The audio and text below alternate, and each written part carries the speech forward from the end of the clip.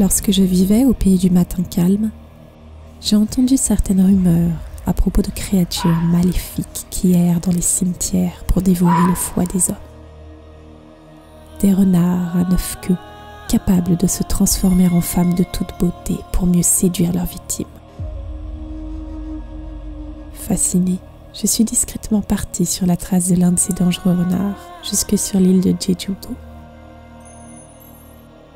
J'y ai alors découvert une vallée aux couleurs captivantes, où la nature et la magie règnent en maître et où l'être humain ne semble plus avoir sa place.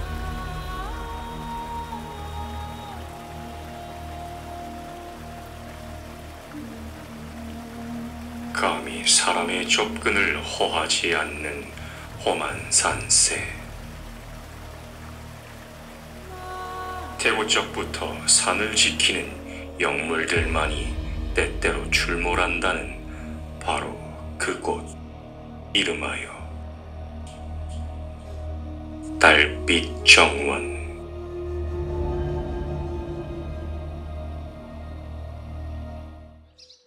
Nous ouvrons aujourd'hui une toute nouvelle page de notre bestiaire.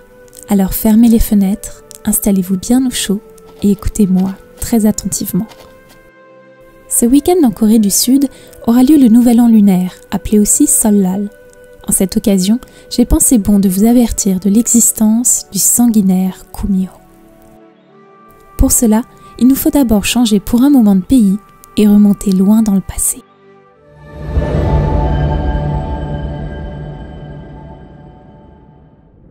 Ce soir-là, c'est la pleine lune. Le vent est glacé. La Chine s'est endormie. Et seule une lueur émane de la montagne. Cette lueur, c'est l'esprit maléfique d'une renarde à 9 queues, une renarde de 1000 ans, une Hulitin se préparant à attaquer. Elle a été chargée d'une mission par la déesse Nyuwa, se venger du roi ayant profané son temple, le roi Tifin de la dynastie Shang. En échange, si elle y parvient, l'Hulitin aura droit à la vie éternelle.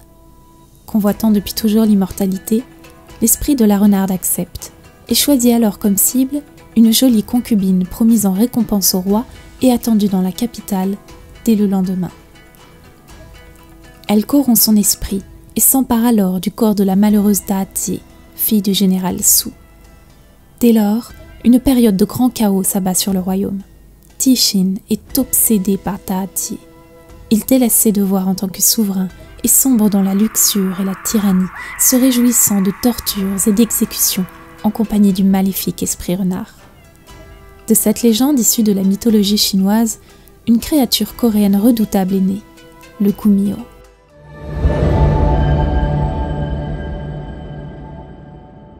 Un Kumyo est un cruel renard à 9 queues ayant atteint l'âge de 1000 ans. Il existe de nombreuses histoires autour de cette créature. Toutes ne sont bien sûr pas confirmées et il ne tient qu'à vous de les croire. Cependant, on a retrouvé des traces dans plusieurs endroits d'Asie de l'Est et ce, depuis l'Antiquité. Si vous êtes familier du monde asiatique, que ce soit à travers les estampes, la poésie ou bien les mangas et les dramas, vous avez probablement déjà dû entendre parler des kitsune.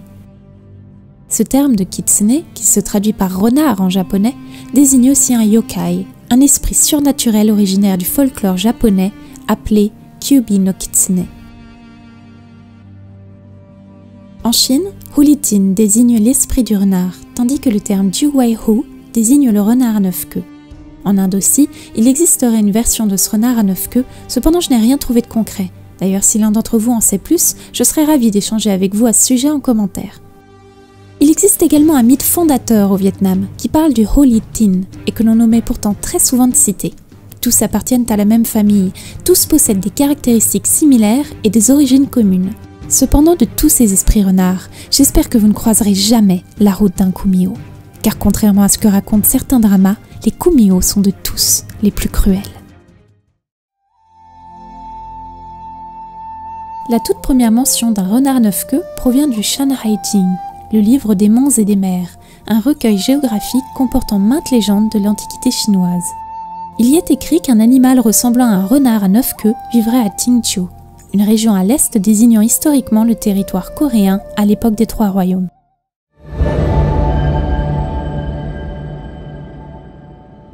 Les Kumiho sont des êtres sanguinaires et rusés. Ils tuent et dévorent le cœur et le foie des humains dans le but d'accroître leur longévité. Pour ce faire, ils utilisent le You Gusol, une perle obtenue par un renard lors de sa 1000e année, aux propriétés médicinales hors du commun, pouvant illuminer leurs yeux. On raconte que la perle du renard regrouperait en elle tout le savoir et tous les pouvoirs du Kumiho.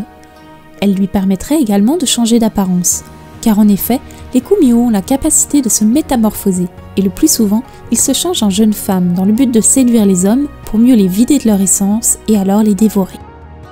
Une fois leur victime choisie, les renards affamés prennent le rôle d'une jeune mariée, d'une concubine ou encore d'une servante pour mieux tromper leur futur repas. Les Kumiho sont des manipulatrices hors pair. Une fois le jeune homme séduit, elles l'embrassent langoureusement, envoyant la perle placée initialement dans leur bouche dans celle de la victime avant de la récupérer avec la langue. Cette opération est délicate, car il arrive parfois que le jeune homme avale la perle, par inadvertance ou bien en toute connaissance de cause. Car en effet, si un humain parvient à voler la perle du renard en l'avalant et qu'il observe à temps le ciel, la terre et les gens, eh bien dans ce cas, il détiendrait alors tous les pouvoirs et tout le savoir du Kumiho. Mais je peux vous dire que cela n'est presque jamais arrivé. Le plus souvent, le jeune homme obtient plus d'intelligence, mais non toute la connaissance du renard piégé.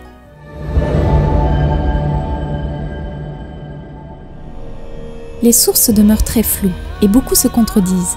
Il faut dire que nul n'échappe au Kumiho, si bien qu'il reste peu d'écrits et seulement beaucoup de rumeurs.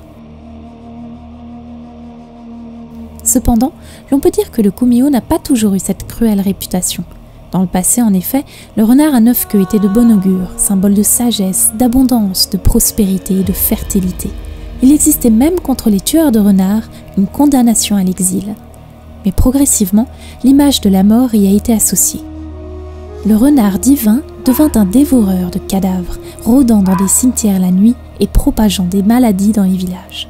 Et c'est la légende de Taati, évoquée plus tôt, qui a, semble-t-il, marqué un tournant dans l'émergence de ce nouveau monstre mangeur d'hommes au mauvais présage.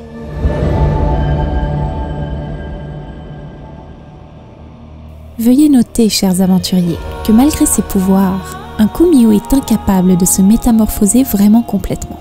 Ses 9 queues, ses oreilles pointues, son odeur ou encore ses traits marqués de renard, il y aura toujours un détail ou un élément que le renard devra par tous les moyens dissimuler. Alors ouvrez l'œil, mais soyez conscient que le Kumiho est rusé et saura se cacher sous ses vêtements ou dans l'ombre. Mais attendez, car rien n'est perdu. Il existe une créature qui effraie les Kumiho. Il s'agit du Samjokku, un chien à 3 pattes ou 3 yeux. Fidèle, ce chien est ainsi capable de démasquer un Kumiho, même lorsqu'elles sont déguisées.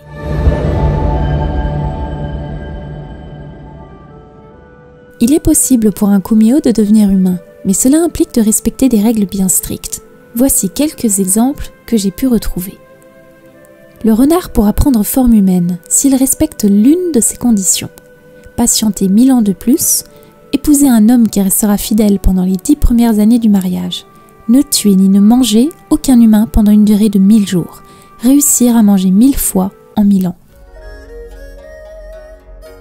Il y a tant à dire sur les Kumiho, car leur histoire et leur forme évoluent fortement avec le temps. S'ils deviennent de plus en plus populaires grâce à certains réalisateurs, auteurs et surtout séduisants acteurs actuels, leur origine, elle, devient chaque jour un peu plus confuse, et il est désormais presque impossible de déceler le vrai du faux. Mais est-ce la volonté même du Kumiho ?